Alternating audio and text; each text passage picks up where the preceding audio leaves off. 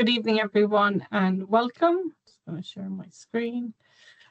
Hi, everyone. My name is Aoife Healy. I'm the Education Officer at BAPO. I'm just going to be hosting our webinar this evening, so I'd just like to welcome you all here for today's session on the value of belonging and how to make the most of it, our membership webinar. I'd just like to introduce some of the presenters for today, and then I'll be handing over to Krista. So we have Nikki Edison here, who is chair of BAPO. We have Deborah Brent, who is the CEO of the Limbless Association. And we have Maeve Cassidy, who's an orthodontist from Greater Glasgow and Clyde, and she's also a BAPO champion. So today's session, and we also might have Sophie Hill, our secretary, joining us at some point as well. So we have a number of different presentations and a panel discussion at the end, and then we have time for question and answers at the very end. If anything crops up in your head as we're going through with any of our presenters, they're happy to answer questions as we go through. So if you would like to ask anything, please raise your hand or write it in the Q&A section, and we can address those questions as we go along. Just to bring on our next slide. So as I hand over, Krista is going to introduce about the membership. We will then look at, Nikki's going to talk to us about why membership is important for BAPO. We then have Deborah and Maeve leading a panel discussion. And again, as I said, we'll have questions at the end and to summarise. So I'll pass you over to Krista. Good evening, everybody. Thank you all for coming today. I'm just plugging in to listen to us talk about membership. BAPO membership is super important for us today, and talking about the benefits is the primary reason why we're here, and to just enlighten you on what you might have missed. If you were at the regional conference, obviously I might have seen why being a member is super important, because this association is supporting not just us as professionals, but just helping us move forward as well. So today I'll be giving a brief overview of the different BAPO membership structures. I'll go through the nine categories of the membership and what benefits each of those groups have. And then I'll try and summarize the benefits across different themes, which I've kind of just clumped together in 4 different themes, as you can see on the slide. If you go onto the website, there is a full list of all of the benefits that you have as a BAPO member. But for the purpose of this presentation today, I've just kind of clumped them together into 4 sections. And one of the benefits you have, and the reason why that it's really good for us to go through this membership benefits, is by the time we get into the categories, you will see which category has which benefit and which doesn't, and just have a better understanding of that. So for professional protection and insurance, that would include having personal indemnity up to 10 million, which is eligible for practicing members. And then there's also a discounted private practice cover as well. In terms of having access to resources and educational content and CPD courses as well, BAPO members, regardless of the category that you particularly find yourself in or how you are subscribed to BAPO, you do have access to different types of resources, be that tea time talks, tech and trends, webinars, courses, and even PDF materials, policy documents. All of these things can be found on the BAPO member area. Obviously, as a growing profession, we try as much as possible to make these things available free of charge most of the times to the general public. But many of these resources are behind a paywall and are only accessible to our BAPO members. And as you can see, over the past 2 years, we're working really, really hard to ensure that there's a lot of educational resources available. There's an overflood of them, if I say so. During the BAPO regional conference, we also kind of hinted at the fact that we might be having BAPO Bite Size, which is a new model of education that we're also introducing. And that also has membership benefits in the way that members can access it at a reduced price. But anyway, more on that as we launch that. The next benefit will be professional networking and representation and career support. I've kind of clumped those 3 together. If you are part of any organization, you will know that it offers you the benefit of meeting people who you normally would not meet on your day-to-day, people who have higher experience than you, who have been in the profession way longer and have different levels of expertise in different knowledge areas. What BAPO does is that it brings all these people within your reach onto a level playing field. So if you go for a conference, for example, you can meet Nikki in person and ask her about her work. You could talk to Laura Barr, for example, and ask her about how to get into research. Being part of the profession avails you the opportunity to meet people and push you forward. And I think that networking link also feeds into your career support as well, because if you have a network of people that you can ask questions, get mentorship or support from, you will definitely be an advantage in progressing in your career as well. In terms of professional representation, obviously, we want to be recognized within our different workplaces. We want to be recognized in the wider AHP groups. We all can't be doing that for the profession, and that's where BAPO comes into place. So BAPO is standing in meetings, at policy stakeholder meetings, talking for us, representing us, and bringing out all the issues that we feel are important to us and bringing those issues to the stakeholder groups. So as a profession, it's not just, I like to think about it like it's not just about us. It's also about how can we make sure that everybody is supported long term? How can we ensure that there's a sustainable profession that we have? And that's part and parcel of that professional representation as well. Participation, influence, and community engagement, again, has been clumped into one. So with participation, you can make decisions. So if you are a full member, for example, you get to vote on particular issues within annual general meetings. You get to be part of BAPO committees, and these different groups help push different strategic goals and policies forward. So you can be a voice there, you can participate and shape the way the profession grows. Obviously, the profession is increasing your influence as well. Any policies that come out positively for us as a profession will influence how you work. And community engagement. So beyond P&O, BAPO is also creating atmospheres and environments for us to engage with other allied health professionals, encourage MDT working, and all of this somehow comes into different aspects of the BAPO member categories. Next slide, please.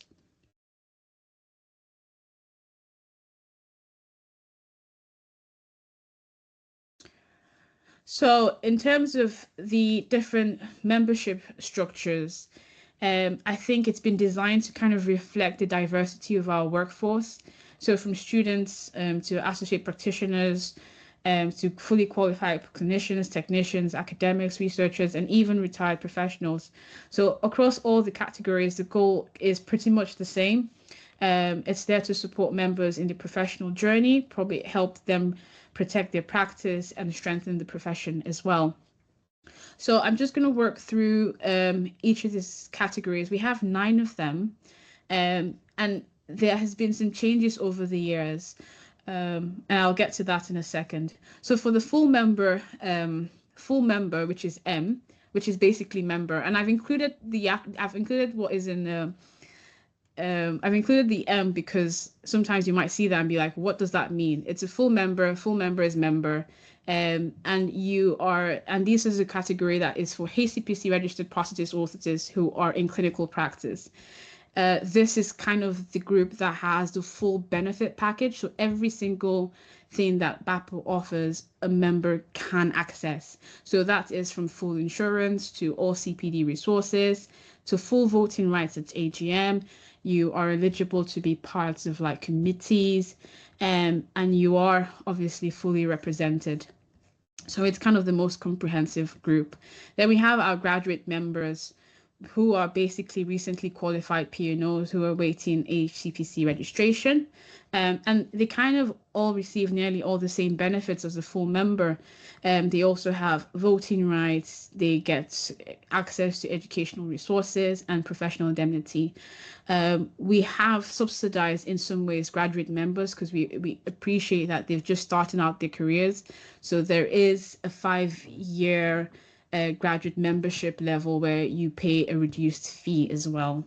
So that's just to encourage, people who are transitioning from student life into the workforce. Then we have our non-practicing member. Yes, so you can be a qualified clinician and probably not be in practice for, probably having a career break, diversifying. You probably might be on maternity or paternity leave or any other reason really. This category, again, is a subsidized membership that allows you to access CPD and education, keeps you connected with the organization as a whole. You still have voting rights and you can still attend AGM. So this is the category that has now changed. We used to previously just have an associate member category, but we've kind of broken this down into technicians and support workers. Well, we've broken them down to technicians and assistant associate members, which will include actual technicians. So this category is for prosthetic and orthotic technicians who work within the UK. And this category allows you to access CPD resources, educational materials. And one of the benefits I actually forgot to mention is the job adverts and industry updates as well. So we get weekly newsletters, which is accessible to everybody, but certain job adverts come directly to you and are only sent to members. So technicians also have that. Technicians also have voting rights and can also be part of committees as well. And this same goes for the assistant associate member, who are basically healthcare assistants and support workers who work within the clinical setting, and they also have the same amount of benefits accrued to them. The sixth ones are retired members. So yes, if we have members who have retired within the last 5 years, no longer practicing, but want to, stay involved, stay engaged in committees, they do have access to educational content. They can attend AGMs, but they do not have voting rights. They have community engagement and newsletters. I think it's just a way to support the organization and also contribute as much as you can. Then we have the last three groups, the last three groups, which is the learner members, which previously used to be students, but that term was not compassing both apprentices and students. So the learner members, which is a category for individuals who are currently enrolled in a full-time UK-based prosthetic orthotic degree program or apprenticeship. With this group, you can sit on committees, but you can't actively vote at AGMs. So you basically don't have voting rights in those settings. You have access to educational resources. You can create a CPD portfolio and start building careers early. And obviously, you also get access to job adverts and professional emails as well. The last two categories, which you see there, and I just put number 9 in a little box by the side just because I couldn't fit all of them into one slide. The affiliate professional member is basically, it used to be 1, and then we split it into 2. So the first one is the one that if you're a healthcare worker, so you could be a physiotherapist, a doctor, a nurse, a bioengineer, or any of the allied health professions, and you have an interest in prosthetics and orthotics, this is the category for you. You get access to our educational resources. You have, opportunity for interdisciplinary learning. You do not have voting rights. You will be limited in those capacities, but in terms of resources, you'll have access to that. And this same applies to the affiliate individual member as well. And this is basically for anybody. You don't have to be in the healthcare setting to be part of this. It could just be for anybody who wants to in some way support the organization. I think that is the very end. Thank you very much. Oh, right. Sorry, I have one more slide. Yes. Oh, this is the most important bit of the entire segment is how much does this actually cost me? So as you can see, being a full member is the highest rank, is the highest paying membership type. And like I said, this is the comprehensive package. You get everything and you have full access and full voting rights as a full member. And this is currently priced at $369 a year for 2026. There is a monthly payment of £30.75. Personally, I'm on a direct debit because I just can't pay the whole 369 at one go. It is renewal season.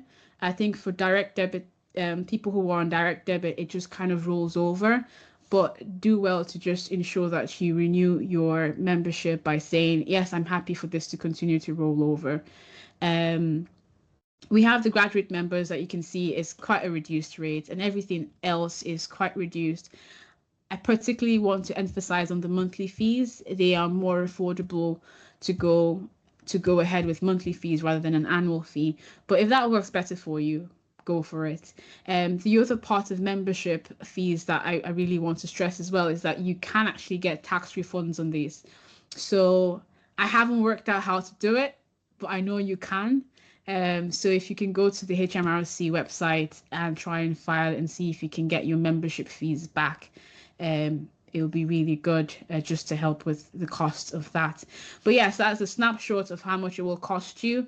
And at the end of the session, we will put up links for you to either renew or join. If you have any questions, we will always be happy to answer. Thank you.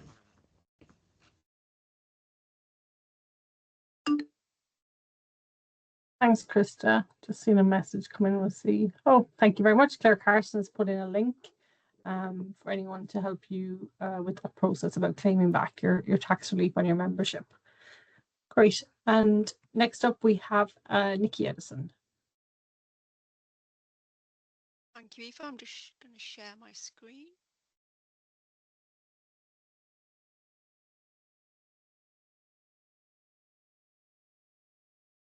Okay, thanks, Krista. That was a really good overview of BAPO membership. I'm going to talk a little bit about what's changed and why membership matters. The first thing we need to look at is BAPO's mission, values and vision. BAPO exists to support and advance the prosthetic and orthotic profession across the entire United Kingdom. And its mission centres on improving the quality of care for people who rely on P&O devices. And we do that by strengthening professional standards, promoting education, backing research, and giving the P&O workforce a strong collective voice. So at its core, BAPO works to ensure that its members have the knowledge, support, and representation needed to deliver life-changing services with confidence and integrity.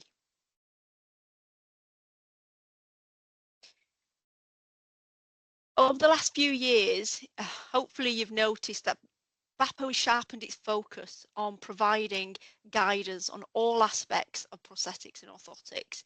And this has been a real team effort from a very small but very hard-working team at BAPO. And we've looked at things from preceptorship, foundation support, enhanced practice, advanced practice and consultant practice. We've promoted evidence-based practice. We've encouraged stronger links between clinical work and research. We've also been working hard to understand some of the systemic barriers impacting P&O practice and ultimately impacting our members. Policy engagement has grown too, with BAPO taking a more active role in influencing national conversations about workforce shortages and the funding of P&O services. We're also aware of systemic issues around protecting time for training and education in commissioned services and expanding practice across the 4 pillars of practice. This also involves our pre-reg learners, making sure that their education spans across the 4 pillars of practice, so they're fully engaged and ready to work across those pillars when they graduate. There's also been a strategic focus on improving the visibility of the profession. the value we bring, the impact that we have on the lives of our service users, and also making sure that people outside of P&O are aware of P&O as a career option. We now have a dedicated career outreach team led by Lauren Campbell, a dedicated learner network led by Abby Bryan, a dedicated practice educator network led by Gary Gordon and Becky Stevens, and a revitalised technician and support worker committee led by Bex Wilkinson. And over the last 12 months, we have been delighted to be able to be the only professional body that offers fully funded conference tickets to our members, and something we're continuing to do in 2026. And Krista mentioned there the BAPO bite size. So again, this was mentioned at our conference, but just to give you a little bit of information, BAPO bite size is an online, on-demand education offering, and the education team have been working hard to create resources for that initiative, and we're going to be looking to launch that very soon, with access being available in February 2026. And the first 3 courses will be focusing on gait analysis, clinical biomechanics and research. BAPO bite size will be 20-minute segments of a 2-hour course, and the cost is going to be as affordable as we can make it, just as little as £4.99 for BAPO members, and the full details will be launched in the next week. We've also got a new webinar that we're about to launch called Connected Care, and the initiative will connect prosthetists and orthotists and our support workforce with the wider MDT. So we'll be learning from our professional colleagues across allied health about the work they do that complements P&O. We've also got new international collaboration with professional bodies across the world. And you will have seen statements going out from the Swedish professional body, the technician arm. There'll soon be one going out from the prosthetist and orthotist professional body in Sweden, America, New Zealand, Australia, Latvia, Poland, and others to join the conversation soon. And the idea is for us to work together to meet some of the challenges that are not just UK specific, they are global in scale and they need a global response. You've also seen that BAPO has been working hard to partner with our industry stakeholders and our third sector. So we have Debbie here from the Limbless Association, who is also a valued BAPO partner. And you will have seen that we now have nearly 30 BAPO partners across industry and third sector. And again, that unified voice is absolutely essential for us to move forward and meet some of the challenges that we're facing. But the importance of being part of BAPO is much more than the member benefits. For our profession to mitigate some of the challenges it's facing, it requires a strong and credible professional body that speaks on behalf of our profession. It requires a unified voice across all industry and our third sector to highlight the impact that our services have and the needs of our profession and our workforce. When the professional body speaks, the profession has to stand behind it with one voice and one purpose.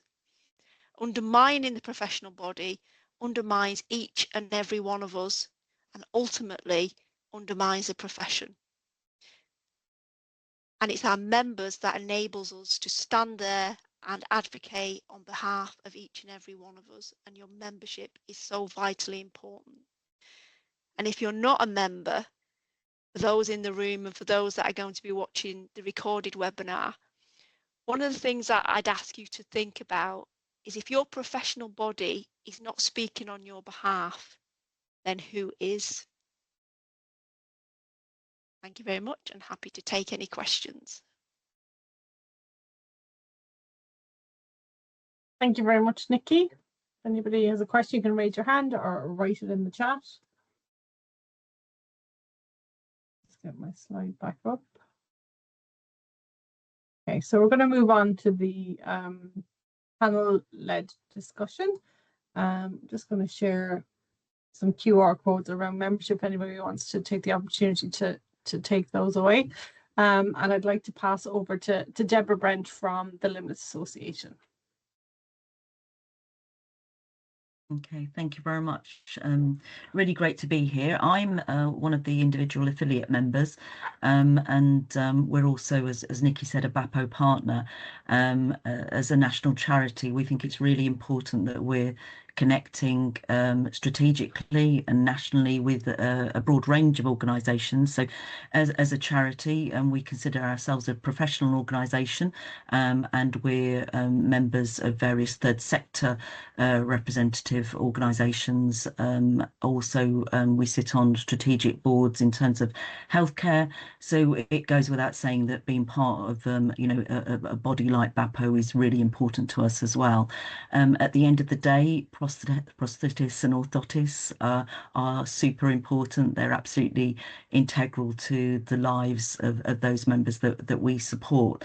So we think it's really important, and I think in terms of the strategic influencing, it's interesting that Nikki's talking about the international outlook. We're also part of an organisation called IC2A, who are a group of charities, international charities, that come together and representing service users from across the globe. And equally, in the discussions that we're having at that level, there are some synergies there in terms of the challenges across the world, across the global service user cohort. So it's really important that we have a voice. At the end, we represent around 3,000 members that are members of our charity, and we also support over 1,500 service users, new service users every year that come to us for that support. And at the end of the day, they want us to represent them. So being part of this, so while I have my individual intentions for and needs as a professional in the sector, being representing the organisation and being at the heart of an organisation like BAPO is really, really important. We have undergone our own transformation in the last few years, and I like to think that we're very much a learning organisation. So the educational side of what BAPO are really championing is really important to us, and having a greater understanding around what's happening in the sector with the profession.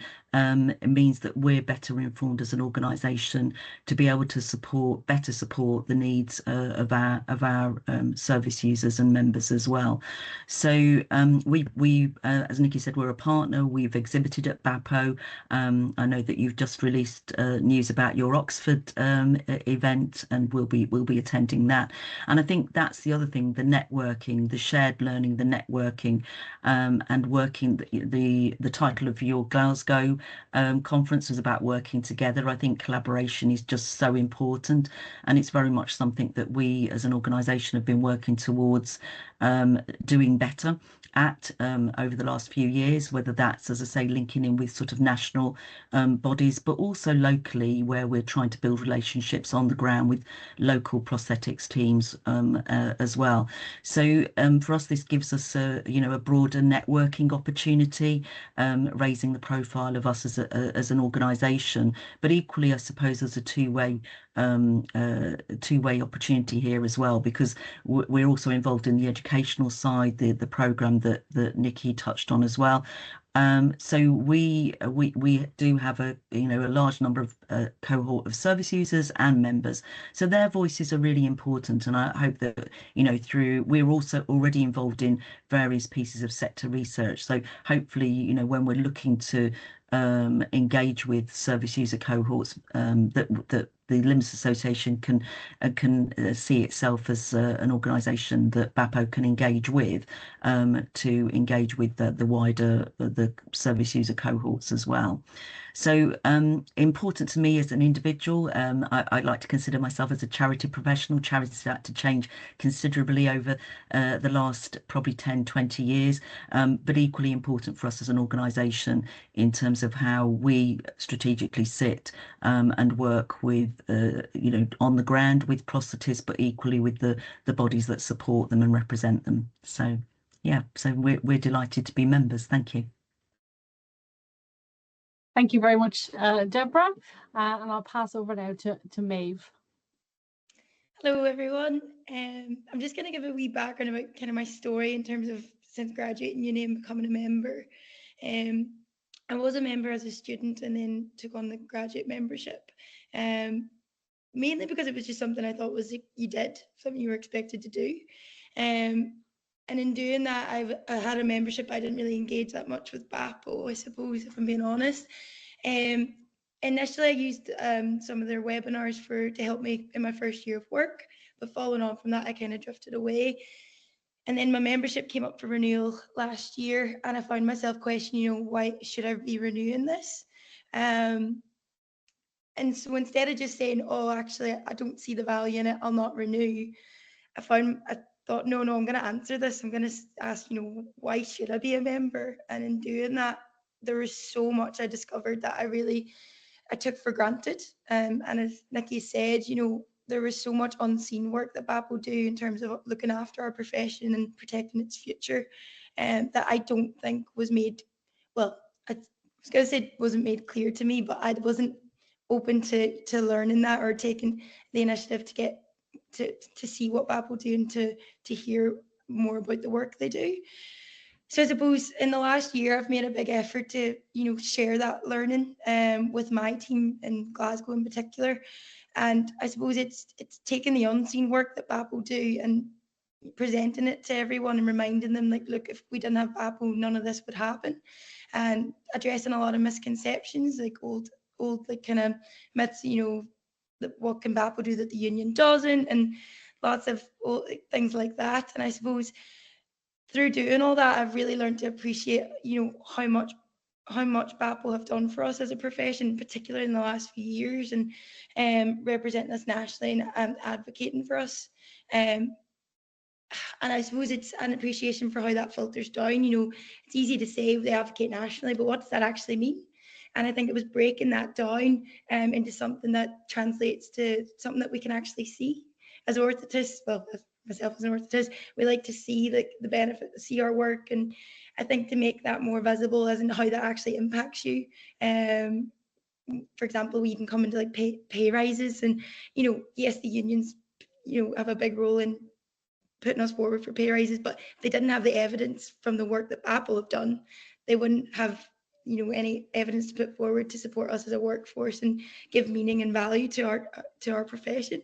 So that was just a small example, but basically, yeah, I feel in the last year I've really appreciated being a BAPO member and really appreciated the work BAPO have done for our profession. And I suppose I've got a big motivation to kind of spread the word and also promote the work that BAPO do that isn't just it's not just a resource that's online or something that can help you in everyday clinic, but really driving home the importance on a bigger scale on a national level about what being a member, how important being a member is. Particularly when you work in, for example, NHS Glasgow, where it's a great team, we're well looked after, we have all the support you could ask for. So it's really focusing on what the things that maybe you won't see every single day but are just as important. So I suppose that's a bit about me. So I've recently taken on the role of BAPO champion in my team. So in doing that, that's basically my job, is to keep BAPO in everyday conversation, reinforce the work that they're doing, and I suppose take the unseen work and filtering it down and breaking it down and showing what that means and how that actually impacts us on a day-to-day basis to hopefully encourage more membership and to keep the membership that we already have. Thank you. That's great. Thank you very much, Maeve. So I'd like to open the floor now for any questions or discussion points anyone would like to raise with the members of the panel. I'll give a few minutes. I'll ask a question actually to Nikki, and something we've discussed earlier this week, and also as Maeve just mentioned about the difference between BAPO and the union, and we also talked about how that links to ISPO, and maybe you could just kind of clarify those three and how they work together, but how they are separate, and the importance of BAPO in that context. Yeah, I think that's a really important distinction to make. So I think the first clarification is BAPO is the only professional body for UK prosthetists and orthotists, technicians, support workers and learners. So we're the only ones that can advocate at that level from a professional standards point of view. Unions are very much HR, so they're going to be for workforce issues. And ISPO is not somebody who can represent you at a professional body level, but very important in terms of coming together globally, looking at workforce issues, looking at the big picture, creating international conferences, which they're fantastic at doing, but again, not a professional body. So the professional body is unique in its position and its voice and its influence. And they're the three distinctions between those groups. I think as well, I know looking at some of the people who are attending today, I think a lot of people are already BAPO members. And maybe the importance of today for them is to be able to highlight some of the things that, as Maeve was saying, people might not be aware of. So I think it'd be good to think about things that people might ask, or ways you think you can champion BAPO as Maeve is doing in her team. Krista? Yeah, I think that was one of the just thanks, Nikki, for clarifying that. When I joined BAPO early on, I remember being very confused as to what was the difference between being a member of ISPO, because at the time I still am a member of ISPO, but I was like, what's the difference? What's the benefit of being, and having these conversations really, really helped clarifying that. My question really was to Maeve, when you went on that search to find out what's the benefit of being a member and if you should renew, what was that one thing that you saw and you're like, yes, for sure, I'm going to renew? Or what was the couple of things that you definitely saw and said, yes, these are the reasons why I should keep being a member? I went to my first ever BAPO conference in Wigan earlier this year, and Nikki gave a speech basically summarising the work that you've all been doing, and really, calling us all together to be a stronger, profession and stronger voice, by working together and, being part of BAPO. And it just really hit home, with myself and a few of my colleagues. And from that, then I definitely saw the value in being a member and being part of this bigger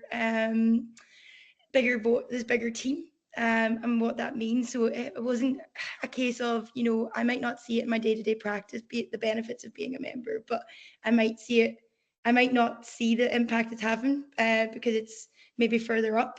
So I don't think there was a single point where I was like, that key factor is why I want to be a member, but it was the impact going to the conference had, and that sense of community that I got from being at the conference.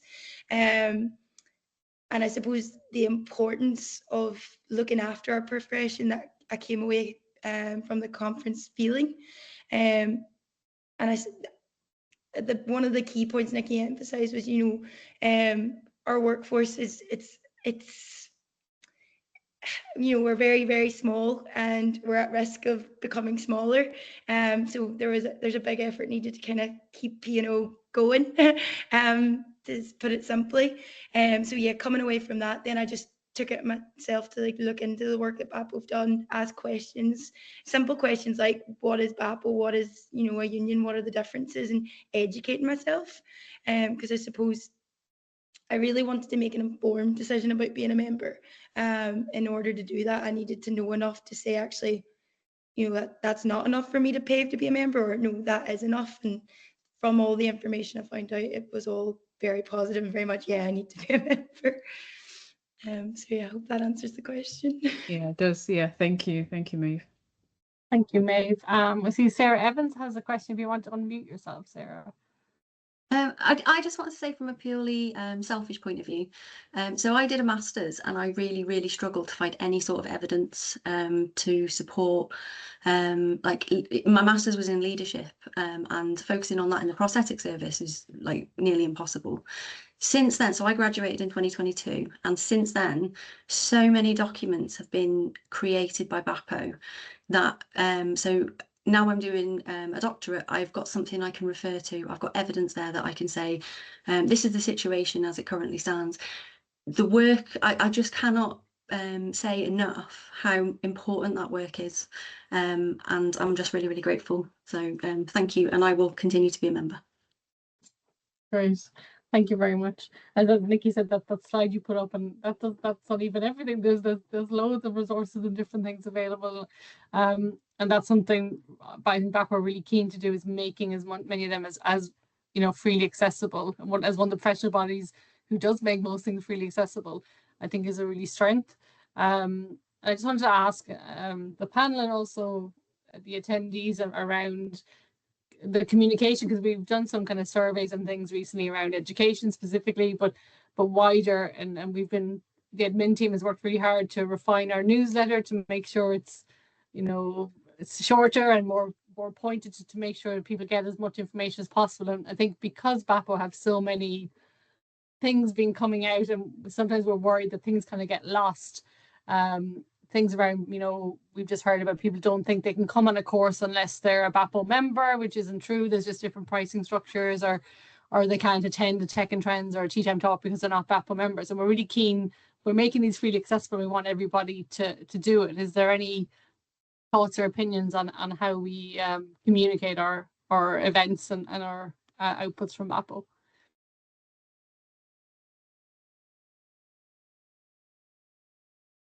I'll check the chat. Sarah, do you want to come in while I'm checking the chat? I just wondered whether or not, so I went to a centre managers group, and I just wondered whether or not there was any way of, so they have those meetings sort of quarterly. So if they've got, I mean, that's just for prosthetics. I'm not sure how you do it for orthotics, but whether you could, I know that they get emails to say, you know, this course is available, but perhaps maybe asking occasionally once a year or something, if they could have a little slot to say to the managers of those services, are your prosthetist members of BAPO? Do they know about these courses? That sort of thing. Thanks, Sarah. Can I just check, Sarah, what group is that you're talking about, just so we know? So it's the prosthetic centre managers. It is just England. I don't know whether they have the equivalent in Wales and Scotland. Nikki, do you want to come in on that? Yes, the prosthetics managers group led by Lara Littler, BAPO does have a slot on there where we talk about workforce issues and the projects we're working on. We haven't talked about whether their colleagues are members and educational offerings, but I think that's a really good idea, Sarah. So I can definitely put that on the agenda when I speak next, and maybe invite Krista or Aoife to do a slot on that as well. So I can definitely link in with Lara about that. The equivalent in Scotland would be Nicola McCormack. So she's leading for the prosthetists, and obviously Nicky Monroe with Skoll, and Dave Gamble in Wales for the All Wales group as well. Gwen, I'm not sure if you've got any equivalent for prosthetics in Wales. Not that I'm aware of, but I'm going to look into it now. Okay. Thanks.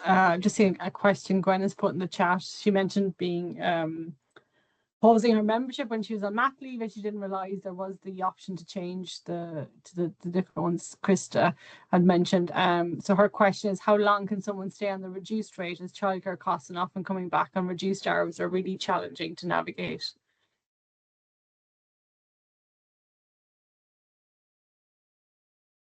I'll hand it over to Soph to clarify, but my understanding, Soph, is there is no time limit as long as you meet the criteria.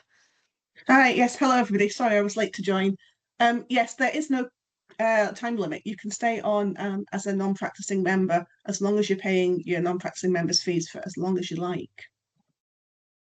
We don't, though, currently have a system for you to come back if you're on reduced hours, but that perhaps is something that we can look at over the next year. So thank you. That's basically what I was asking, because I didn't come back when I was on reduced hours because I couldn't afford it. It was when you did the regional conference in Wales, and I think there was an offer on. I was like, well, that makes it affordable. I'll go back, and by the time that takes over, I should be in full-time hours and it's doable again, because you just end up making decisions, don't you? Thank you for answering. I just mention a comment that Ian has mentioned in the chat because his mic isn't working. So he said P&O is a small HP group, but with the work that BAPO is doing, we're punching way above our weight, and the strength is the members and the committees and the work that we produce. Thank you, Ian. Maeve? I just want to touch briefly on the membership price. I think from the work I'm doing and trying to encourage more membership, it's quite off-putting to see, you know, £300 for a full membership. But when you break that down, that's £7.69 a week. I spend that I could spend that in a day just at buying coffees in the hospital. So I suppose it's breaking it down to something maybe that seems a bit more affordable and making it more realistic. So, you know, putting, you know, 2 coffees a week towards your professional body, you know, to make it that simple is maybe worth thinking about if you're watching this and you're not a member. Because I know that cost, well, from the data I've seen in my own team, cost is a big driver for not being a member. So I suppose breaking that down for me anyway made it seem much more affordable. So it's just something to think about, and that's the full membership. If you're a technician or an assistant, again, that's half the price. That's again, so it may be more affordable than you think. I don't mean that in a way that, you know, I appreciate we're in difficult times and any extra expenditure at the minute is tight, but it's just something worth thinking about. Yeah. I think on that as well, we really focus this year in our courses and making them as affordable as we can, and particularly for the members. And we're trying to show that, you know, sometimes if you just pay the membership, you'll save that loan in the course fee and things like that to try and help with that as well. Krista? Yeah, I was just going to go to that point where Maeve said about the breaking it down. I think for me that has also helped, and I mentioned it, and I'd rather pay a monthly fee rather than the full bulk fee at the start of the year. The other thing I was going to say is if you become a full member and you're paying that £30 every month, but you're not engaging with the webinars we're putting on, you're not joining committees, you're not looking at the documents being released, it will feel like you'll feel like you don't have any benefit that you're personally gaining from the membership. I think a very good point to make is it's not just by being a member and supporting the organization, it's also by engaging with it.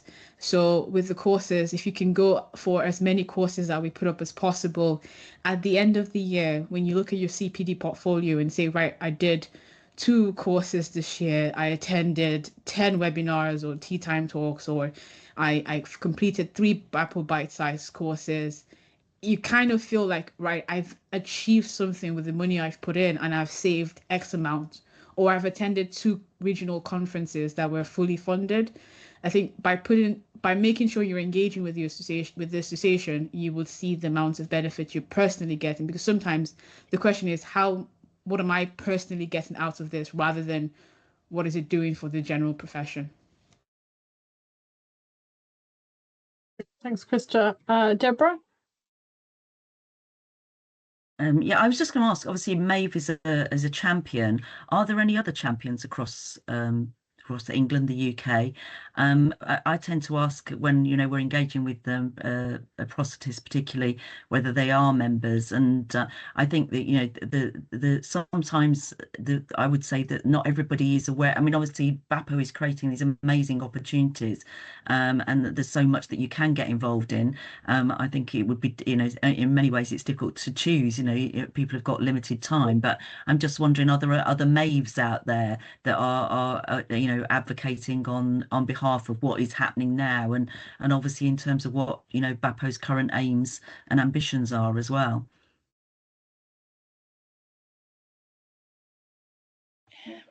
I'll start. There's no other Maves that I'm aware of just yet, but I'm sure there isn't, but maybe a couple of meetings or something, you know. But basically the BAPO champion role, it was piloted in Glasgow just in the last few months. So the plan is hopefully that we broaden the horizons, and I would love to see more BAPO champions popping up. I think it's a brilliant idea. Yeah.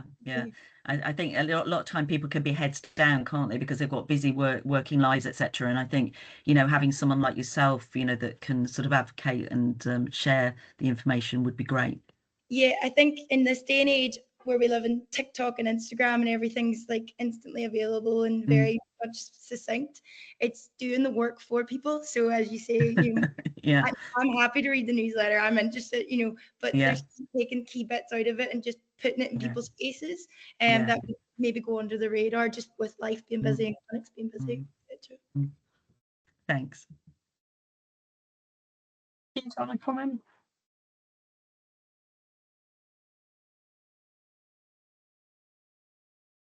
Yeah, Nikki, do you want to come in? Yeah, thanks, Aoife. Just picking up on something Debbie said about things that you can get involved with. There's a lot of things going on behind the scenes that are just not committee orientated also. Some people say, I don't really want to get involved with BAPO. I'm not really a committee person, but actually there's a lot of projects going on. Some that Debbie's involved with. So we're working with the Limbless Association to create some easy read leaflets about accessing prosthetic and orthotic services. Again, if you contact BAPO and you're a member, we'd love to get you involved in those. We've got the career outreach team working on a national competition, and again, Limbless Association are supporting us with that to design a prosthetic limb for a superhero. And the idea is to socialise the career of prosthetics and orthotics right down at primary school level, and also destigmatise limb difference as well. There's lots of other things going on. We've got competitions at the moment in a day in the life, prosthetist and orthotist to learner, technician and support worker. We've got a whole career resource that we're building. We've got so much going on, and I've been really really blown away really by people contacting us. I've had another person today I've had a meeting with who said, I want to get involved with the stuff BAPO's doing. Where can I get involved? There's plenty of stuff you can get involved with, and it's not only giving back to your profession, it's also a great learning opportunity, learning how to get involved with projects, how to deliver documents or initiatives, and also leadership skills, collaboration, communication. There's so much you can learn from being involved with the BAPO stuff. So anybody who wants to get involved, please contact me or the Secretariat, and we'll have plenty of things to get you involved with. Thanks, Nikki. And that reminds me, I'm not sure if it was mentioned as well, the BAPO mentorship scheme, where people can get linked in with people with expertise in certain areas. That's another really good initiative. Krista? Thanks, Aoife. I was going to do a quick shameless plug as well. So one of the benefits of being a BAPO member as of now is that you get access to the internationally trained P&O network, which has just been set up. We are in the works of getting our first meeting sorted, and potentially I'm really looking forward to next year, where we'll have this supportive group of people who come together, share stories, and obviously support one another. We have had over 30 applications for the network, but unfortunately only about 10 of them are BAPO members.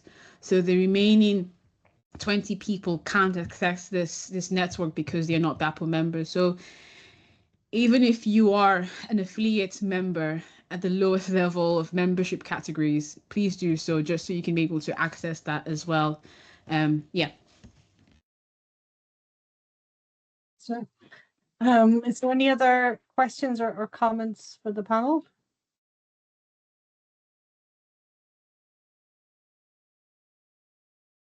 Something else the panel would like to talk about before we close?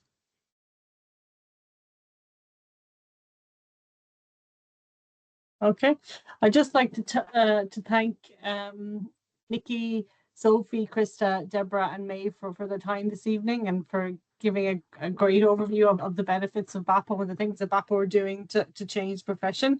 I think it's been really, really useful, and I hope for those who attended can take that information away and maybe become BAPO champions like Maeve, and really promote. And as well as Nikki said, this is going to be recorded and made available, so if people missed it, or please recommend that people come back and watch this to learn more about BAPO.